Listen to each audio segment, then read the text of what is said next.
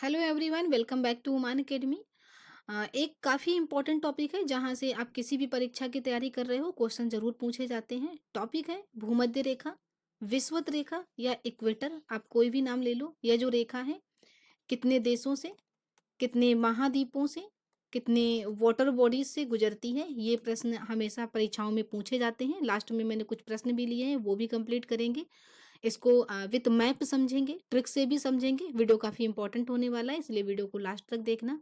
Video अगर अच्छा लगे तो लाइक कर देना, शेयर कर देना फ्रेंड्स में। और अगर ऐसे ही और वीडियो चाहते हैं तो उसके लिए चैनल को सब्सक्राइब करके बेल आइकन प्रेस कर देना, जिससे सभी वीडियो की नोटिफिकेशन आपको टाइम से मिल जाए।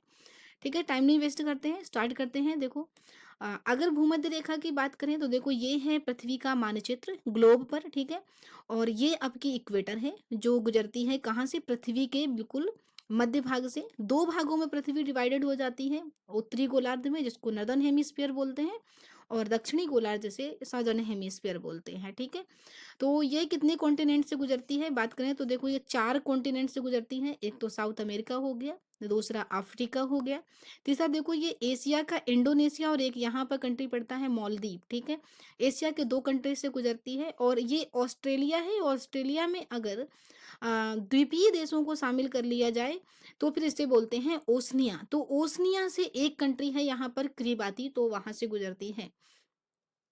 अगर बात करें तो कितने देखो, अब ओशियंस की बात कर लें तो पैसिफिक ओशन से गुजरती है, अटलांटिक ओशन से गुजरती है, और इसके बाद में ये इंडियन ओशियन हो गया। तो इस मैप में आपने सारी चीजें देख ली कि कितनी वाटर बॉडीज, यानी कि पैसिफिक ओशन यानी प्रशांत महासागर से गुजरती है, अटलांटिक महासागर से गुजरती है, और हिंद महासागर जिसे इंडियन ओशियन बोलते हैं वहां से गुजरती है। 3 वाटर बॉडीज से गुजरती है, आगे ये फिर से पैसिफिक हो जाता है।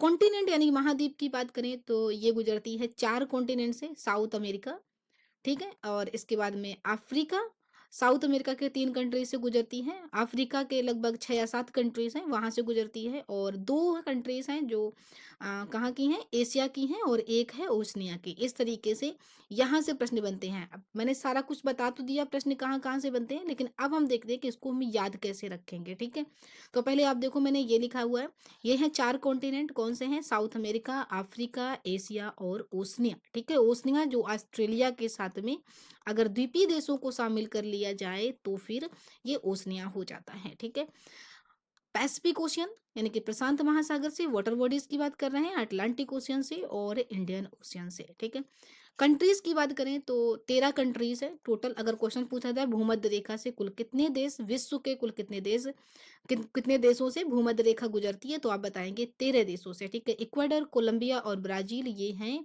कहाँ के, ये हैं साउथ अमेरिका के। इसके बाद में मालदीव्स और इंडोनेशिया ये हैं एशिया के।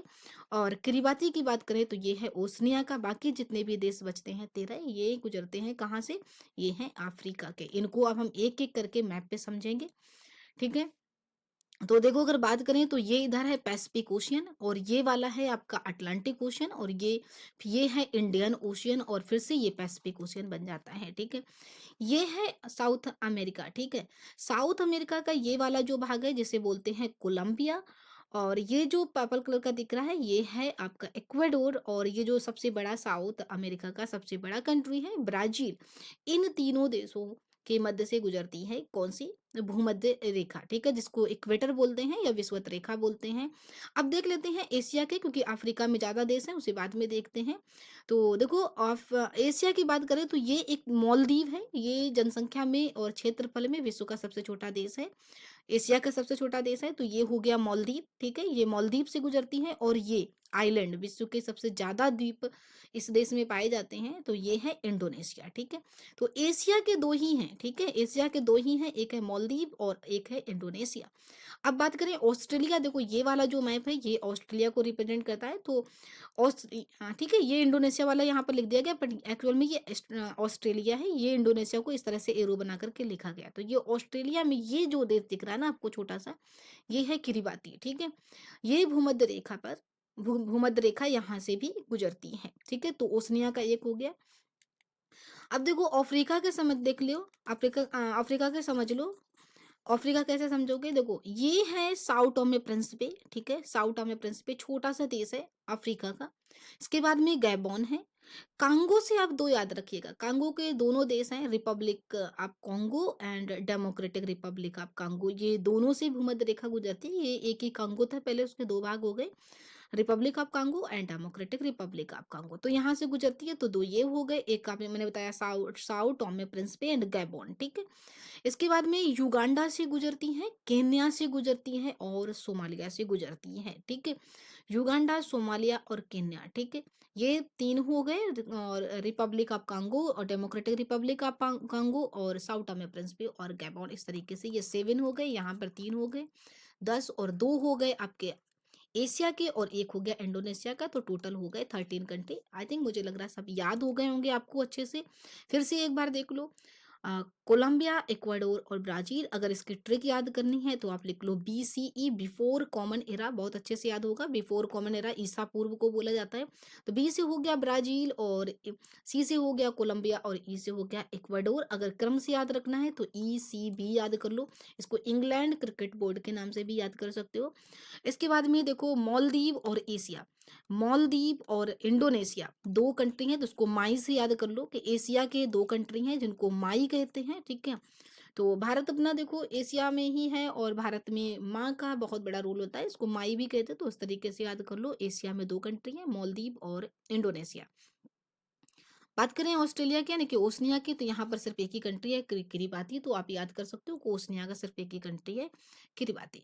अब यहाँ के साउथ में प्रिंसिपे, गैबॉन, ये सारे मैंने बता ही दिए। इसको ट्रिक से देख लेते हैं, मैंने ट्रिक भी लिख दिया। मैंने हर तरीके से पॉसिबल प्रयास किया है कि आपका क्वेश्चन यहाँ से गलत ना हो, ठीक है? सो ये देखो, ट्रिक मैंने लिखी है, ये मैंने लिख दिया है BCE। तो BCE मतलब before common era, Brazil, Colombia and Ecuador. B से ब्राज़ील हो जाएगा, सी से कोलंबिया हो जाएगा, ई से इक्वाडोर हो जाएगा। अफ्रीका की बात करें तो अफ्रीका के लिए मैंने ट्रिक ये बनाई थी कि एसपी काका के सामने युवा गायब, ठीक है? एसपी काका के आगे युवा गायब। तो देखो एसपी से हो गया आपका साओ टोमे प्रिंसिपे, काका, काका से मैंने कहा था, काका से याद रखना कांगो, यानी कि कांगो मतलब कांगो और दूसरा कांगो गणराज्य, ठीक है? ये दोनों कांगो हैं, तो कांगो आएगा तो आप आराम से लिख सकते हैं, दोनों कांगो हैं। दूसरा है सामने, सामने से हो गया सोमालिया, युवा से हो गया युगांडा और गायब से हो गया गैबोन, ठीक है?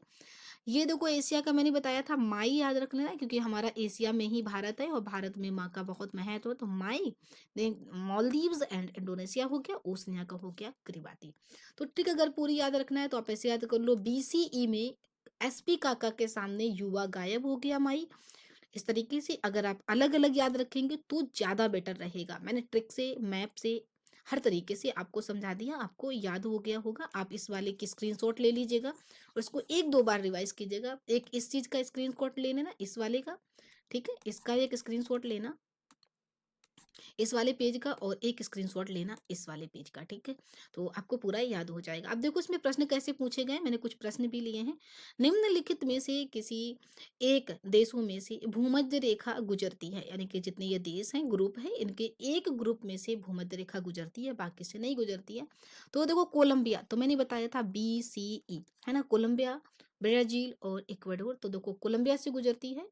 अब केन्या आ गया और इंडोनेशिया आ गया, तो और कहाँ, केन्या से भी गुजरती है ये देखो केन्या भी था, केन्या से भी गुजरती है। अब आगे आ गया केन्या और आ गया इंडोनेशिया, ठीक है? तो इंडोनेशिया कहाँ से आ गया, माई से आ गया इंडोनेशिया, और BC से आ गया, सी से आ गया कोलंबिया, और इसके बाद में इंडोनेशिया आ गया यहाँ से, और केन्या आ गया कहाँ से, एसपी काका के सामने युवा गायब, एसपी काका के सामने युवा गायब। तो के सामने से के से आ जाएगा केन्या आपका, ठीक है? तो ये हो गया केन्या, ये हो गया इंडोनेशिया, तो ये हो गया ग्रुप, और ये IAS में क्वेश्चन पूछा गया है। ब्राजील तो है बट जोम्बिया नहीं है, मलेशिया नहीं है, सूडान, सूडान भी नहीं है, ब्राजील है बट मलेशिया नहीं है, वेनेजुएला नहीं है, इथोपिया नहीं है, इंडोनेशिया है। तो मैंने सभी देखो, अब तो आपने एलिमिनेशन से भी कर लिया होगा। नेक्स्ट क्वेश्चन देखते हैं, निम्नलिखित में से कौन सा देश भूमध्य रेखा पर स्थित है? तो भूमध्य रेखा पर स्थित है मतलब भूमध्य रेखा उस देश से गुजरती है। ब्रुनेई नहीं, ब्रुनेई तो कहीं नहीं है। कोलंबिया, कोलंबिया है। केन्या है, केन्या से गुजरता है। वेनेजुएला से नहीं गुजरता है। तो ऑप्शन आपके कूट में से बताना है, तो 2 से गुजरता है, 3 से गुजरता है, ऑप्शन हो जाएगा 2, 3, ठीक है?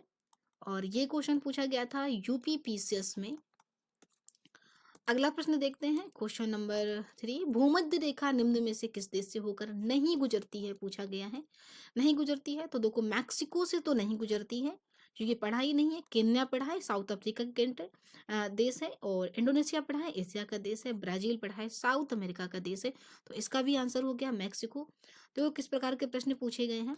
क्वेश्चन नंबर 4 देखो, निम्नलिखित नगरों में से कौन सा एक भूमध्य रेखा के सर्वाधिक निकट है। ये प्रश्न थोड़ा सा डिफरेंट हो गया। जकार्ता, तो जकार्ता इंडोनेशिया की कैपिटल है, यहाँ से भी गुजरता है। कोलंबो तो बिल्कुल नहीं, कोलंबो श्रीलंका में है, तो ये बहुत दूर हो जाएगा। मनीला भी दूर हो जाएगा, फिलीपींस की कैपिटल है। ठीक है, और ये हो जाएगा सिंगापुर। सिंगापुर के पास से सबसे सर्वाधिक निकट क्या हो जाएगा, सिंगापुर हो जाएगा। तो ये था वीडियो भूमध्य रेखा पर स्थित देश। अगर आप लोग अच्छे कमेंट करेंगे, फीडबैक आपका अच्छा मिला, तो फिर भूम जितनी भी मकर रेखा हो गया, कर्क रेखा हो गया, topic of cancer, topic of Capricorn और 0 डिग्री देशांतर लॉन्गिट्यूड जो है, यहाँ से प्रश्न बनते हैं, तो ये भी कवर करवा देंगे।